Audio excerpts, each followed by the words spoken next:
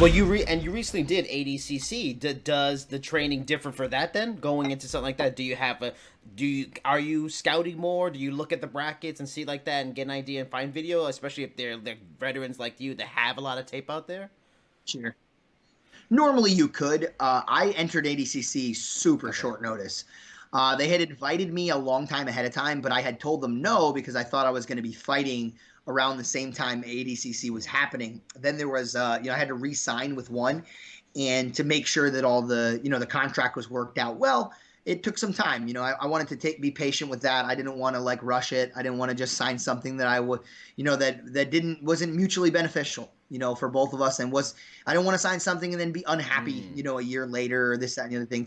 So I made sure that on both sides, it was something that we could both, agree with. And that took a little bit of time, and it ended up being the case that I knew I wasn't going to end up fighting the same time as ADCC. But by the time I figured that out, it was like a month before ADCC, that I realized, hell, I'm not going to be fighting on that card anymore. So I was like, hey guys, listen, you got an open spot. I'm in. And like, I had like a month to prepare. So with a month to prepare, honestly, it was just like, hey, let's just get as ready for this rule set as you possibly can. I wasn't worried about specific opponents. I was like, hey man, you just really need to reach, because everything that I do now, even though I go to grappling workouts, I do a little bit of grappling specific stuff where I'm just like thinking about what I would do in grappling. But a lot of times when I'm grappling, I'm thinking about like even though I'm just strictly grappling, I'm not punching anybody or anything like that. I'm thinking about like, all right, like where would I want to transition if I was in a fight from here to try to make it as similar to what I'm actually going to be doing. My career has changed a lot in that regard, and my training has changed a lot in that regard. So for ADCC, I just really tried to adjust based on the rule set more than anything. You said you only had a month. If in the right, circumstances, what would you prefer? Like 3 months going into something like that? ADCC is like a pretty big deal in the grappling community. It only happens once every 2 years. So that's really something that, ideally a minimum of 3 months, if not like 6 months ahead of time, I'd already be doing something. I'd already had started prepare. I just hadn't been preparing. Some of the other guys had been, and I'd been helping them, but it's just different. Your mindset's not the same. It's just, it's not the same. It was enough time. Clearly I gave a fucking great performance at ADCC. So it's not like I wasn't prepared. I'm just saying, under normal circumstances, I wouldn't have waited till 4 weeks ahead of time to like start thinking about the rules and all this different kind of stuff. Now, you haven't fought in one championship since May of last year. Is there a disappointment that you haven't? You mentioned earlier, you're in this MMA thing now for full time. This is your career. Is there a disappointment you haven't been back in the one cage since May? Like, is there specific reasons or, all that kind of stuff? Man, I want to fight. I wanted to fight as often as possible, and initially that was working out awesome with one. I think like they were getting me fights as quickly as I could take them, which was great. And I think that going anywhere else, I would have had difficulty doing that. I think that that's just not an easy thing for a lot of organizations to do, especially with somebody of my caliber in grappling. I think a lot of times people don't show up, they pull out, they miss weight, they do whatever to try to avoid fighting somebody who's like pretty good in some other area. But it's not like that with their fighters. Everybody showed up, everybody agreed, everybody was game. It was awesome. I had zero problems. But when I re-signed, I think it's at a point now. It's not their fault. I think it's at a point now where we're 5-0, and we're basically like one fight away from the title, or ready for the title. Hopefully they give me the title. I've been calling for it recently, but we're at a point where it's like the only people left to fight that are a step above who I fought last. Like the last dude I fought is like 12-3, and he was on like a 7-fight winning streak. Like where do you go from there other than literally whoever's a title contender or the title shot, right? And the guys that are in contention for the title, they want the fucking title. So it doesn't help them to fight me. Like that's a big risk, I think. And so I think it's a little bit of difficulty. Like I was even having issues with one dude, like moving weight classes. And so they were trying to they were saying like, oh yeah, we'll just do it at like a catch weight, or like we'll do it at 170. And I'm like, well, I'm trying to win the 55-pound title right now. Like why is all of a sudden this dude changing weight class? And I don't know what his reasons for that were. Maybe he really couldn't make weight anymore, but he'd been doing it for years. So it was weird to me, man. I think it was difficulty getting fights. Of course, there was the contractual thing before that, but so I'm not like upset or anything. I think it's part of the. I think it's something that I wasn't used to. Grappling, I literally fought every month, if not twice a month, Right. on like big shows.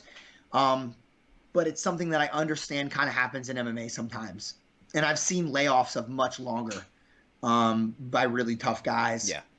Just kind of like trying to plan out their career the right way and trying to do things the right way, or maybe people are ducking them or whatever.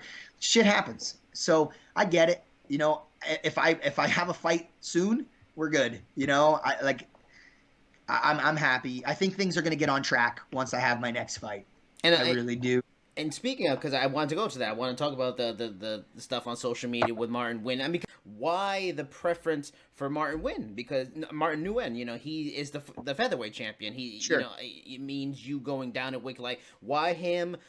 Two, are you fine with having to go down and make the weight? All that process, is that fine for you? Talk to me about why the preference to fight Martin Nguyen. So the guy I was talking about that was trying to move up weight classes or whatever, it's not Martin. It was somebody completely different. Okay, yeah, but yeah. But all I'm saying, so Martin has been a title holder in not just lightweight, not just featherweight, which is what I'm attempting to contend at, but also lightweight. And he fought for a champion. He didn't win, but he fought for a championship. I guess is bantamweight under featherweight. I don't know. Yeah. That's the division. Okay, so their bantamweight, which is 145 for one. It's all skewed 10 pounds because their weight cutting is different. Like you can't the hydration protocols. Yeah, you can't cut the way that everybody else. Like maybe you could get like 10 pounds off. It's not like a big. You can't cut a lot. It's hard. So based on their rules. So anyway, so he almost like was a title holder in 3 fucking weight. Yeah. I mean, in the weight class that he lost, like even in the 35-pound, or sorry, their 45-pound division. I mean, it was a close fight. It's not like he got mauled or anything. Mm-hmm. He's a tough dude. He's a super tough dude. I mean, listen, I respect him a lot. I'm a person who looks forward to the future. So I've been looking at the Martin Nguyen fight since I started fighting. I mean, I looked at, when I started fighting in one, he was the 55-pound champ and he was the 70-pound champ. Mm-hmm. So I had started at 170. And even then, I'm like thinking like, all right, this is the guy I'm going to fight. And then I ended up switching weight classes because I kind of thought 170 was actually a little heavy for me. Mm-hmm. I looked at like Rahul Raju, my second fight, and I'm like, damn, this dude is huge compared to me. It doesn't make sense. Right. So then I jumped down, and that weight class felt so much better. It felt like I was much more equal size with my opponents. And anyway, so still he was the title holder there at 55. So, I've been thinking about Martin Nguyen since I started fighting. Again, it's just like I'm just trying to get a fight at this point, to be honest. So I figured who better to call out than the champ, because the champ ain't going to be scared of me. Hell, if the champ thinks that I'm going to be an easier fight, he'll take the fight. If he says something like, oh, Garry Tonon doesn't deserve it, it's like, well, he should take the fucking fight then, because that's the easiest fight and he's going to make the same amount of money when he fights me anyway. So if he says I don't deserve it, it's almost like a cop-out, in my opinion. You know what I mean? Like, I don't think he's going to say that. I honestly think he's going to take the fight. I think if he's smart, he realizes that I am a growing threat, and each and every fight, it is only getting worse. Like, think about it. Just think about it logically for a second, right? Like, I've been doing this for maybe 2 years now. Mm-hmm. You think I'm not going to get better at a rapid rate? I mean, think about anything that you would do for 2 years. Mm-hmm. I mean, he's been doing this for a long time. Yeah. The rate of improvement that he's going to have compared to the rate of improvement that I'm going to have, there's just no way it's you can't match it. Yeah. And that's not a detriment to him. That's something that anybody should acknowledge. It's like, I'm early in my career. I'm only getting better every day. The longer you wait, the worse it gets. So I think if he's smart, he takes the fight, to be honest.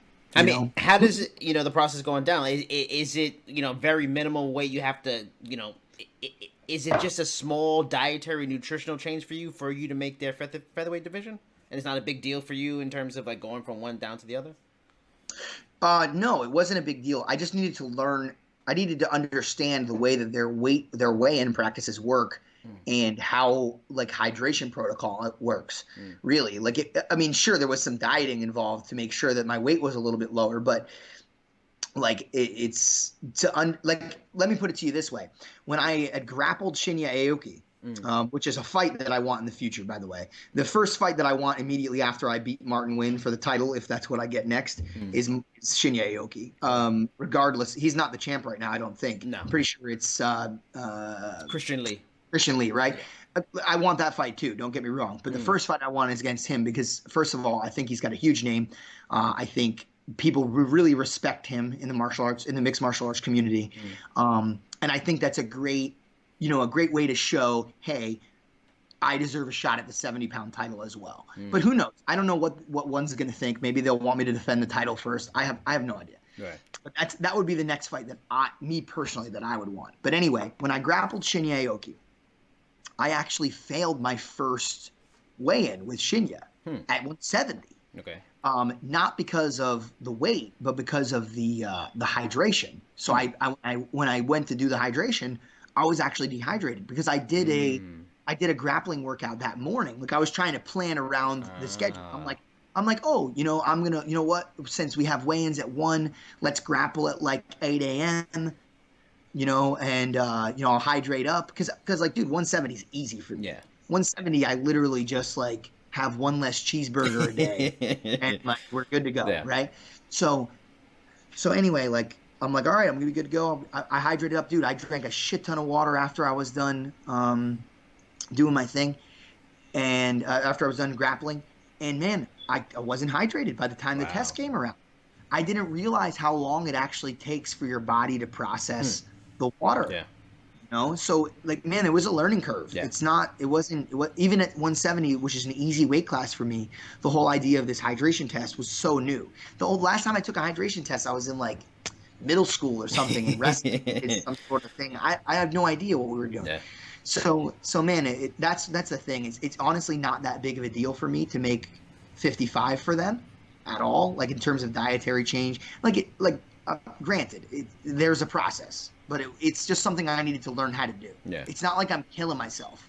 Honestly, the way that they structure their weigh-ins, you can't really kill yourself. No. Like, it's not as bad as it's never going to be as bad as a UFC exactly weigh-in. Yeah, it just isn't. Like, no matter how bad your weigh-in happens, it just can't be. Like, the way that they structure it, I mean, if you made it that terrible, you're probably going to miss hydration. Yeah. So, do you have a date in mind? You have the Substars in a couple of weeks. Do you have a date? Do you want to be back in Cage March, April? So from what I understand, nothing's finalized yet. Nothing's signed. But from what I understand, it's a definite that I'll be fighting in April. Okay.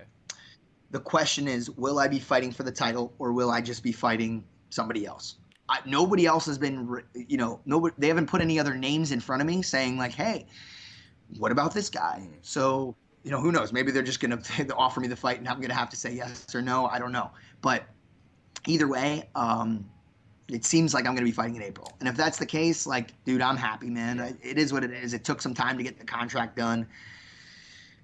It's fine. Is there well, I want to ask about contract, but is there a preference? Is there, is it Amir Khan, F-Ting, Timofey Nasyukin, or Shinya? If you don't get... who would be the other opponent? Yeah, if you don't get Martin Nguyen, are some of those the names? Because those are the big names, Eddie Alvarez probably is not likely, but, No, that's at 70. So the few names that I'm thinking of that would be relevant to winning the 55-pound title, maybe, I think his name's Thon Lee, okay. Something like that. He's a tough, like, it's got like a karate style. Maybe I could be mistaken in pronouncing the name. That's one guy that I'm thinking. The Russian guy, Gafarov, is a potential possibility. He's fought for the title several times. And then there's a Japanese guy, which I think Martin just fought. I forget his name. Oh, yeah. I know you're talking about, the name I can't remember either. But anyway, those are the three that, in my mind, they would pair me with if it wasn't Martin. That's my guess. I couldn't tell you for sure. Like I said, nobody said anything to me yet.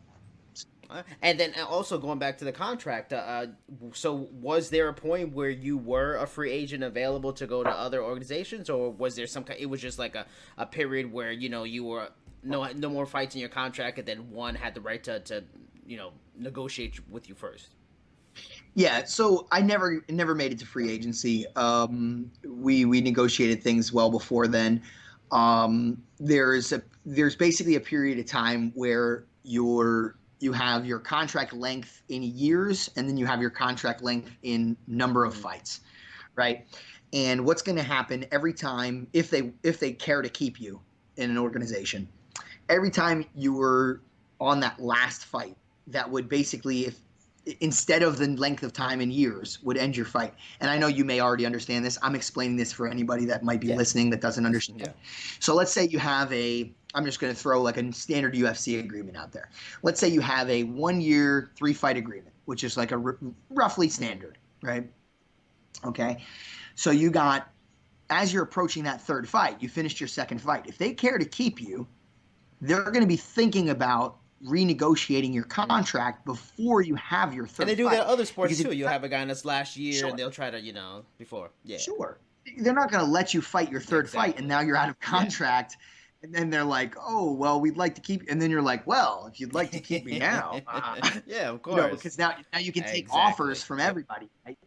So it benefits them for sure to like negotiate with you early, which I totally understand. But the issue for me is, as far as that's concerned, going to free agency, is like, could have I maybe gotten a better deal if I let some other people weigh in on my contract? Like if I had let UFC and Bellator perhaps bid Yeah. on me, if I had gotten to that point, it's possible I could have gotten a better contract from one or someone else. But the important thing to me is, like, at this point in my career, like, I really need experience. I'm 28 years old. Like, I by no means think I'm No. old, but I also by no means think I'm Right. young. Yeah, I get what you're And going. I'll say this. I by no means think I'm young, but I am young to the Yeah. sport. And I'm old for how young I am to the Mm. sport. Let's put it to you that way. Most people would have started much earlier than me, and would have had much more experience Mm. than me. So I'm really just itching to get fights. So for me to have waited until the end of my contract, then gone into free agency, then heard offers from people, then tried to negotiate those offers, then finally went with somebody, then tried to restructure a fight. It's like, dude, by the time that's all done and had said and done, it's like, all right, here we are a year and a half from Yeah. now, and I haven't had a fight. It's just it didn't seem worth it Did to you, me. It didn't seem like it made could you sense. say how many more fights? Also, by the way, I like working with one. Yeah. Like just putting that Yeah. out there. Like, it's almost in many ways the devil is better than the one you don't. I think there's problems with every fight organization out Mm. there. As far as relationship with Yeah. their fighters, I don't think everybody's going to be perfectly happy anywhere they are. But I will say that I've worked well with them thus far. So it's like, why am I going to try to chance that that's not going to work out Would somewhere you else, right? Sorry. would you be able to say how many fights were added to with this new contract, and did you get a healthy bump up in your fight purses? I don't like to speak about specifics of Mm. contracts, for many reasons. I think actually a lot of people do, and they just get away with it, I guess. But like, I'm pretty sure in most of these contracts it tells you you're not supposed to do Mm. that. So I tried my best to, from a legality standpoint, not really discuss particulars of contracts. Of course, in a broad sense, of course, I got to bump up in Okay. pay. Like, of course, things are better from many different perspectives. I fought to the best of my ability to protect myself and to get what I thought I deserved. And I think one realized that as well. I think we came to a good compromise, and I think they're happy with the compromise, and I'm happy with the compromise. And I don't. There was no bad feelings on either end. I don't think by the time that the papers were signed. So all is good for now. I don't. I think I have a bright future over there, and I think they see that, and I'm very happy to be working with Now, them. grappling sports, aside from NCAA wrestling, have really started to get a lot more, attention and traction in the last few years. Yes, it starts from that sport, like yourself, enter MMA fighters, dabbling in matches, grappling matches between fights, stuff like that. The industry seems strong with Quintet, Substar, Submission Underground, Sure. being other major avenues to compete along, with ADCC, IBJJF, Eddie Bravo Invitational, all those stuff. Has the industry industry come along enough that a truly talented grappler, and grappling athlete can make a good living primarily just doing that, or outside of the very elite, do competitors in the end have to transition to MMA or find careers outside of the sport? Is the sport come along Sure. enough that guy can just be a grappler and have a good living? Yeah, absolutely. I mean, I'll give you a perfect example. I mean, it might be an extreme example because he's the best grappler in the world right now. But my previous student, now Yeah. training partner, easily makes more money than I Okay. do, like Wow. 1000%. I'm fighting, and he's grappling, and I promise you, he's making more money than I do on many Yeah. different levels, whether it be through sponsorships, whether it be for his actual matches, whatever. Maybe per match he might not be getting paid the same as like I'm going to get paid for an actual fight, but when you add up all the X's and O's of videos and seminars and um, the number of matches, because remember, the number of matches is much Yes. higher for Yeah. grappling, right? So he can take a grappling match per month, and that's no big deal. Where I can't take a fight per month, it's not Yeah. possible. So when you add all that shit in, like 1000%, he makes more money than I do. So of course, again, that's an extreme example, but even if it wasn't Gordon, I think it's very possible. I mean, I could have lived very comfortably just continuing to grapple. I mean, people are begging me to grapple Mm. right now. I like literally just have 1,000 messages, in my inbox. Hey, I want you to do this. I want you to do this against so and so. I want you to do this against so and so. I mean, not only just because like, you know, they want it because I'm good, but because like I think I have a very exciting Mm. style that a lot of people like to see. But all I'm saying is like you said, if you're good and you're able to put on a show and you understand a little bit about promoting yourself, absolutely, you can make a great living grappling, and there's a lot of different avenues you can go to make money. It's not just about like whatever a show is going to pay Right. you. There's a lot going on there, whether it be sponsorships, whether it be seminars, whether it be running your own school. There's so many different things, man. And it's I'm glad you brought that up in terms of is there I just lost my train of thought. Matter of fact, I'll skip that question. I'll come back to it. I wanted That's to all right. go back because you actually brought up a Gordon Ryan too, and I wanted to ask about that. I recently, Sure. spoke with Alexei Olenek, who grappled with Gordon not too long ago at Quintet, and getting subbed by him by getting subbed by Gordon.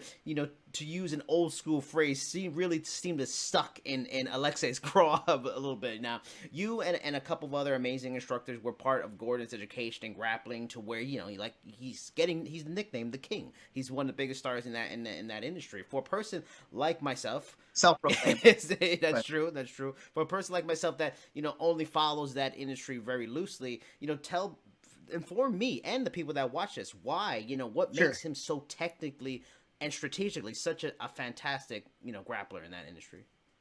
All right. So a couple different things. I mean, first of all, Gordon's has just been has a natural talent for sure. It would be hard to argue that he doesn't. I mean, the kid has had a great capacity to learn about the sport. I mean, I think everybody has a certain capacities to learn about certain things. Like, there's some really smart people that I'll meet, whether they work on Wall Street or whether they're really big in the tech world, that go into a jiu-jitsu class and they're retarded, man. Like, they literally, I could tell them to move their left hand and they have no idea what I'm talking about. And they move their right leg. Like, there is some level of Right. I'm No, serious though. I Like, I know totally it's, get it. Yeah, no, but I got no, I know it's fine to laugh. I'm just saying, like, there's some level of natural ability associated with right. learning a physical martial art like this, and he had always had that. Now I'll give him that. Um, Along with that, and I think he was exposed to some really good influences, myself included. I think that from a work ethic standpoint, because he's an extremely confident individual, I think it was really good that he got exposed to myself, because I think that had he not been exposed to me, I think perhaps that we would have thought that he could have got away with, maybe not even got away with, but just wouldn't have needed to work as hard as he did, if that makes any Yeah. sense. Like, man, I was just grinding all throughout my life. Like, when I started grappling, like, there was days, not days, but there was like periods of time in my life, like 2-year long periods of time in my life where I was getting like 4 hours of sleep a night because I'm doing 87 training sessions. Of Wow. course, 7, but I'm making this. You know what I mean? I'm Yeah, exaggerating. but You yeah, understand what I'm saying? grinding away. So Yeah, many training sessions per yeah, day. I'm working a bunch of different jobs. I was going to school. I was doing everything I fucking could to not only survive, but also thrive in the grappling environment. And I think he saw that and he was just like, damn, dude, this, like, this is what's one of the best in the world is doing. I got to try to yeah. do the same. You know, I think that he wasn't always doing that. I think he would just looked at it as like a hobby that he was really good at. He was pretty cocky, so it was just like, all right, whatever. Like I can fucking, I'll show up 5 days a week, and I'm gonna do my training session, and like, you know, I'm good, Yeah, so I'm gonna fucking win. Like it's just the way that his brain works, which is fine. You know, it's great from a confidence perspective, but maybe not from a workout perspective. Then he also got exposed to Tom DeBlass, who is from in a similar mindset. I mean, that's where I got part of my work right. ethic from as well. And you know, he would do a couple training sessions with me here and there at his school. And I think, you know, Tom is a really good motivator in terms of mental you know, stuff, and probably gave him a similar mentality. And then from a technical standpoint, so it's kind of like a beautiful recipe here. And from a technical standpoint, of course, like I was relatively good technically, so is Tom. But from a technical standpoint, we were going to the city all the time. I was going to the city all the time, and eventually Gordon followed. Um, and we were getting some of the most high level instruction you could possibly get from John Yeah. Danaher, somebody who's literally spends all day, every day, the same way that I spent all day, every day, just grinding and training. This is a guy that spends all day, every day, studying every martial art you could possibly think of, trying to take any little bit and piece of valuable information from anything that he possibly Mm, sees, whether it's mixed martial arts, whether it's kickboxing, whether it's wrestling, whether it's judo. The dude spends all day right. studying. And a lot of people call him a genius. And I think he's very smart. But I think honestly calling him a genius is a little bit of a discredit to how Wow. hard he actually Right. works to be at that level of understanding and competence in what he does. Like he spends all day doing this. Like I don't know anybody else that studies tape like that Right. guy. Like I just don't. He made it his life. Like he teaches and then he goes into his office and he's watching tape. Like and then when we're gone, when we're done with our training sessions, that's what he's doing again. And I promise you, when I'm home and I'm going to sleep or I'm trying to find some other ugly girl to sleep with, he's probably trying to do the exact same thing. He's probably trying to get better at Uh, learning and teaching jiu-jitsu. And he's obsessed, and it's great. And it's a wonderful thing to, you know, it's a wonderful thing to be exposed to. And I think it's something that myself and Gordon have an honor to have in our lives. And it's the reason that we drive, or that we did drive 3 hours commute every mm, single day, you know, back and forth to New York to make sure that we got that. I mean, it's not like I do this for fun. Like, I mean, I do. I like grappling, but you know what yeah, I'm yeah. saying? Like, it's not like I can easily grapple at my Yes. gym. You know, I don't have to drive an hour and a half and an hour and a half Mm. back. But I do because I know I'm getting some instruction from the best in the world, and I know I'm getting something that I can get nowhere else in the world. So I think that's a huge part of Gordon's success story as And now well. the last question, that's what I lost track of. That's what I was going to ask. Because you talk about you still get a ton of offers all the time now for grappling matches. In some way, because obviously your name in that side of things was well established before you even got to one championship. But it has in any way has your MMA career and the success you've had in MMA career, has that bolstered interest from promotions and stuff like that for your grappling? Has it taken your name and your stock to another level? So maybe some people who maybe didn't think of you first and maybe thought some other people, has it even, gotten you even more money making opportunities to be pretty much a two-sport athlete now? Sure. Yes and no.